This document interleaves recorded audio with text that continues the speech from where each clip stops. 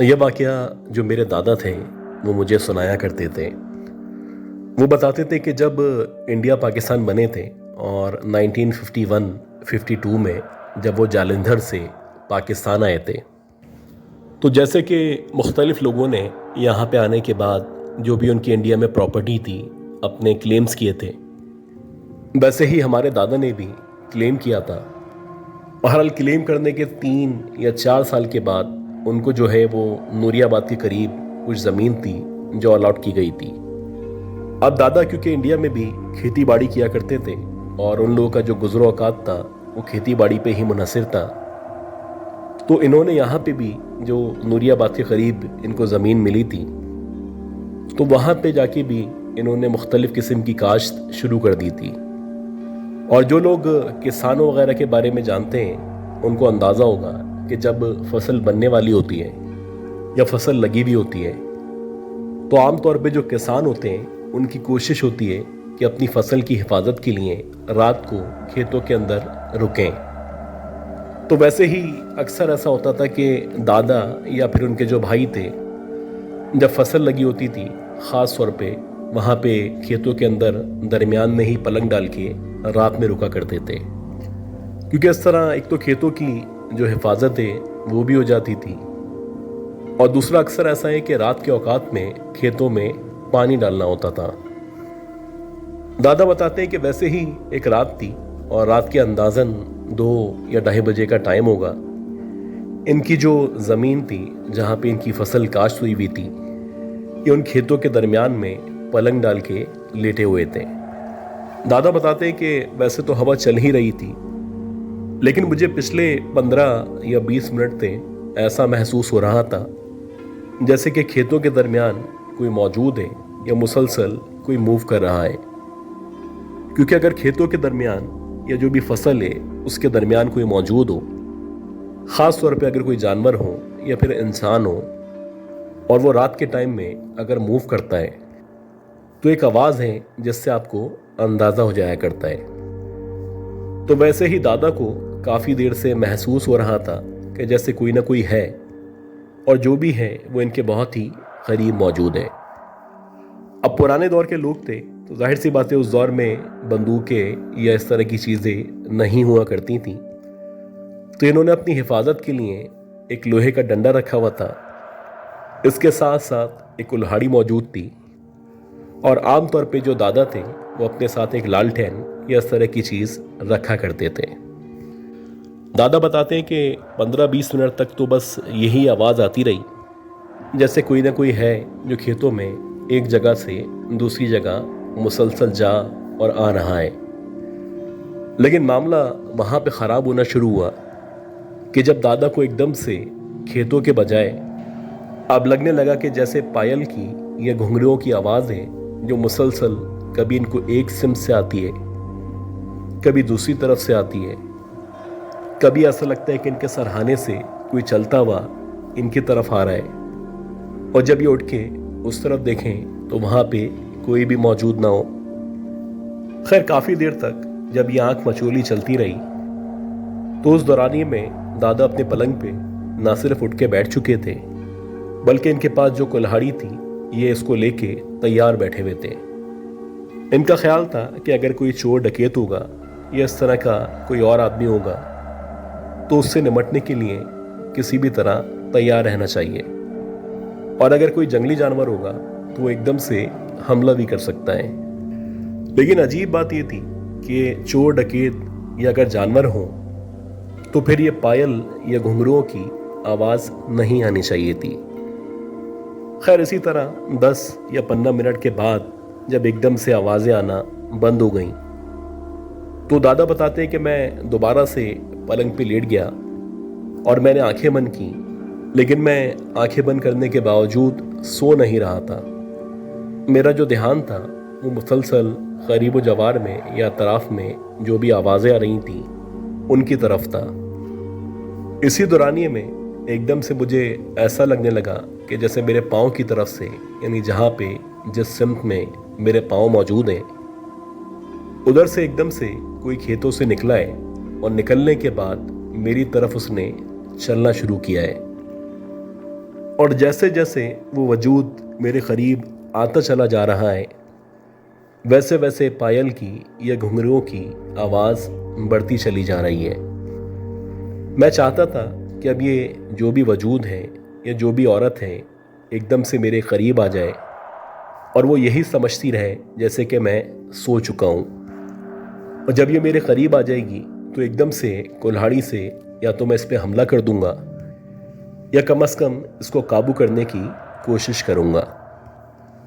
और ऐसा ही हुआ कि जब दादा को कुछ देर बाद ये महसूस होने लगा कि ये जो भी औरत है ये इनके बिल्कुल पलंग के बराबर में आके खड़ी हो चुकी है, तो उन्होंने एकदम से कुल्हाड़ी लेके उठने की कोशिश की और अपनी आंखें खोल लीं। दादा बताते हैं कि जैसे ही मैंने अपनी आंखें खोली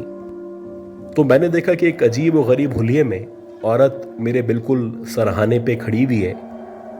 उसके जो बाल हैं वो बहुत ही बिखरे बिखरे बाल हैं। ऐसा लग रहा है जैसे उसके बालों में या उसके चेहरे पे बहुत ज़्यादा गर्द मौजूद है। और इस अंधेरे में भी उसकी जो आंखें हैं वो बहुत ज़्यादा चमक रही हैं। एक अजीब सी खौफनाक सी न सिर्फ उसकी शक्ल है बल्कि उसने कुछ इस तरह के कपड़े पहन रखे हैं जिस तरह के आमतौर पे राजस्थान की औरतें पहना करती हैं। इसके साथ साथ उसके जो हाथ थे उन हाथों में बहुत ज़्यादा चूड़ियाँ मौजूद थीं और चूड़ियाँ मौजूद होने के बावजूद भी उसके हाथों पे ऐसा लग रहा था जैसे बहुत सारे जख्म मौजूद हैं। खैर, जैसे ही दादा पलंग से उठने की कोशिश करने लगे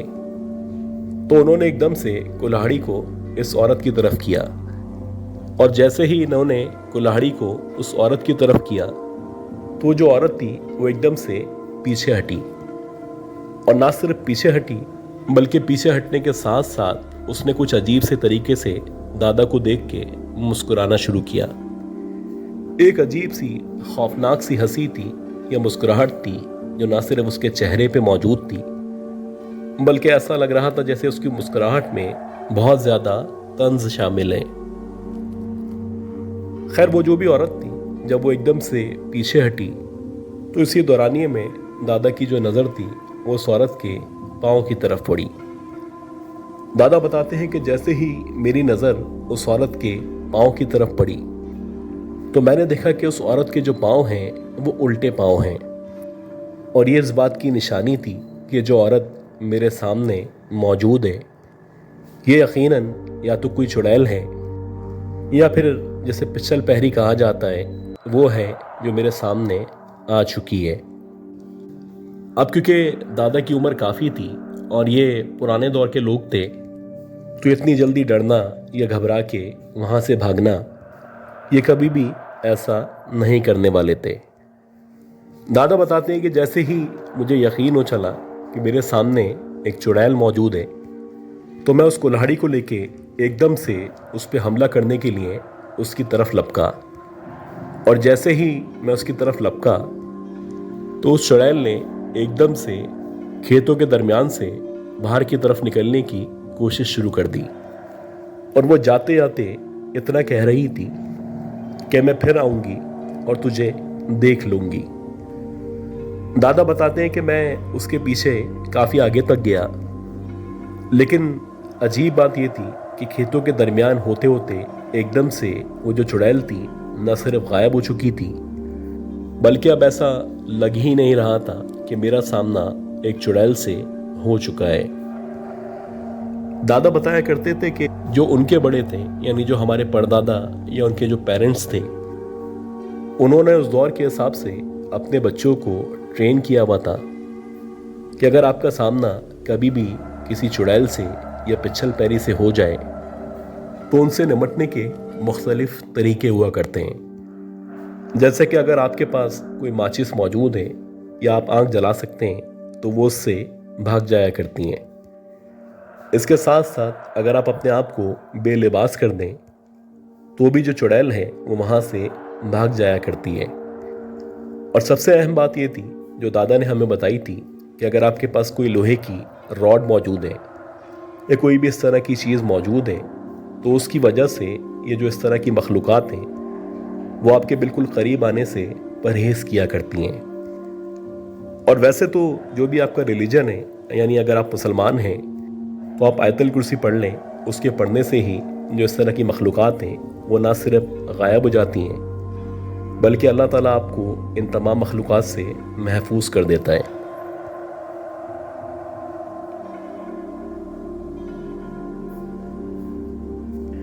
दो 2006-2007 में हमारे ख़ानदान के अंदर, यानी जो भी हमारा ननिहाल है जो कि पंजाब के अंदर मुजफ्फरगढ़ में मौजूद है, वहाँ पे हमारे एक कज़न की शादी थी। अब क्योंकि हम लोग कराची में रहा करते थे तो वहाँ उस शादी में जाने के लिए हम सब लोगों ने, जो भी हमारे ऑफिसेस थे या जो भी हमारे तालीमी इदारे थे, उन तमाम से छुट्टियाँ ले ली थीं। और हम लोग जब वहाँ पे मुजफ्फरगढ़ पहुँचे तो हमारा इरादा यही था कि 8 या 10 दिन तक वहाँ पे स्टे करेंगे, और जब ये शादी ख़त्म हो जाएगी तो उसके 2 दिन बाद वापस कराची के लिए रवाना हो जाएंगे। अब ये जो हमारी फैमिली है, यानी जिस ननियाल में, जिस जगह पे हमारे घर में शादी थी, तो बेसिकली ये लोग जहाँ पे रहा करते हैं ये एक छोटा सा गाँव नुमा जगह है, और इनकी वहाँ पे एक बड़ी सी हवेली नुमा जगह मौजूद है। तो शादी के सिलसिले में जाहिर सी बात है कि मुख्तलिफ शहरों से, मुख्तलिफ और भी जगहों से बहुत सारे मेहमान आए हुए थे। तो एक रश लगा हुआ था, जिसकी वजह से ये जो हवेली थी वो भी बज़ाहिर कम पड़ रही थी। अब तय ये पाया था कि जितने भी मर्द हैं वो सारे के सारे जो हवेली की छत है वहाँ पे सो जाया करेंगे, जबकि जितनी भी औरतें हैं वो मुख्तलिफ कमरों में या मुख्तलिफ जगहों पे रेस्ट किया करेंगी। तो वैसे ही जिस दिन बारात थी, तो बारात होने के बाद यानी कि हम लोग तकरीबन 6-7 बजे शाम के फ्री हो चुके थे, क्योंकि पंजाब के अंदर जो भी शादियां हुआ करती हैं वो आम तौर पे दिन में हुआ करती हैं। खैर, जब हम लोग फ्री होने के बाद घर पे आ गए और घर पे आने के बाद हम सब ने खाना वगैरह खा लिया, तो रात को तकरीबन 9-9:30 बजे हम जितने भी कज़न्स वगैरह थे, यानी जितने भी मेल्स थे, वो सारे के सारे छत पे चले गए थे। तकरीबन 1 या 1.5 घंटे तक हम लोग वहाँ पे बातें करते रहे, और उसके बाद बिला आखिर एक एक करके जितने भी मर्द थे वो सारे के सारे सो चुके थे। इत्तफाक से मेरी भी आंख लग चुकी थी, और रात के तकरीबन 2 या 2:30 बजे के दरमियान एकदम से मेरी आंख खुली। और जब मेरी आंख खुली तो मुझे ऐसा महसूस हो रहा था कि कोई मेरे करीब ना सिर्फ मौजूद है, बल्कि जो भी मेरे करीब में मौजूद है वो बहुत ज़्यादा गहरी गहरी सांसें ले रहा है। खैर, जब मेरी आंख खुली और आंख खुलने के बाद जब मैंने पलंग पे यानी आगे पीछे का जायज़ा लिया, तो मुझे वहाँ पे कोई भी नज़र नहीं आया। लेकिन उसके बाद जब बारी बारी मैंने अपने सराउंडेड एरिया का लेफ़्ट और राइट का जायज़ा लेना शुरू किया, तो मैंने देखा कि जो सबसे आखिर वाला पलंग है, जिस पलंग पे मेरा 11 या 12 साल का एक कज़न है जो सो रहा है, उस पलंग के बिल्कुल बराबर में एक अजीब सी औरत है जो बिल्कुल ना सिर्फ खड़ी हुई है, बल्कि कुछ अजीब तरीके से मेरे कज़न को सोते हुए देख रही है। अब जैसे ही मैं नींद में उठा तो पहले यही लग रहा था कि शायद ये उसकी मदर है, या हो सकता है कि कोई नीचे से खातून आ गई हो जो देखना चाहती हो कि वाकई में इनका बच्चा सो रहा है या नहीं सो रहा। लेकिन जब मैंने नींद के अंदर ही, यानी कि जैसे ही मेरी आंख खुली थी, मैंने उस औरत के ऊपर गौर करना शुरू किया, तो मैंने देखा कि ये जो औरत है इसने ब्लैक कलर का लिबास पहन रखा है, और एक अजीब सा घूंघटनुमा कपड़ा है जो उसके चेहरे के आगे पड़ा हुआ है। खैर, उसका जो चेहरा था वो तकरीबन 70% नज़र आ रहा था, और उसकी जो आंखें थीं ऐसा लग रहा था जैसे वो लाल अंगारों की तरह चमक रही हैं। उसके जो हाथ थे वो बेपनाह लंबे लंबे हाथ थे, और अजीब बात ये थी कि वो अपने हाथों के इशारों से उस कज़न के मुंह की तरफ या उसके गालों की तरफ अपनी उंगलियों को बार बार बढ़ाने की कोशिश कर रही थी। जैसे जैसे वो अपनी उंगलियों को मेरे कज़न के गालों की तरफ लेके जा रही थी, तो मैंने उसकी उंगलियों पे गौर किया। उसकी जो उंगलियां थीं वो बेइंतहा पतली पतली उंगलियां थीं और इस कदर लंबी लंबी उंगलियां थीं कि मैंने इससे पहले किसी इंसान की या किसी औरत की इतनी लंबी उंगलियां नहीं देखी। बहरहाल मैं उसके सामने कुछ कहना चाहता था, अपने कज़न को आवाज़ देना चाहता था और मैं चाहता था कि मेरा जो कज़न है वो उठ जाए और उसको पता चले कि उसके सामने कौन खड़ा हुआ है। लेकिन चाहने के बावजूद भी न मेरी ज़बान से आवाज़ निकल रही थी, ना ही मैं खड़ा हो पा रहा था और ना ही मैं उस औरत को बोल पा रहा था कि तुम कौन हो और यहाँ से पीछे हटो। तकरीबन 3 या 4 मिनट तक ये जो सीन था मेरी आंखों के सामने मुसलसल चलता रहा और उसके बाद जब मेरे मुंह से आवाज़ निकलना शुरू हुई तो मैंने जैसे तैसे करके उस औरत को मुखातिब किया। जैसे ही मैंने उस औरत की तरफ आवाज़ लगाई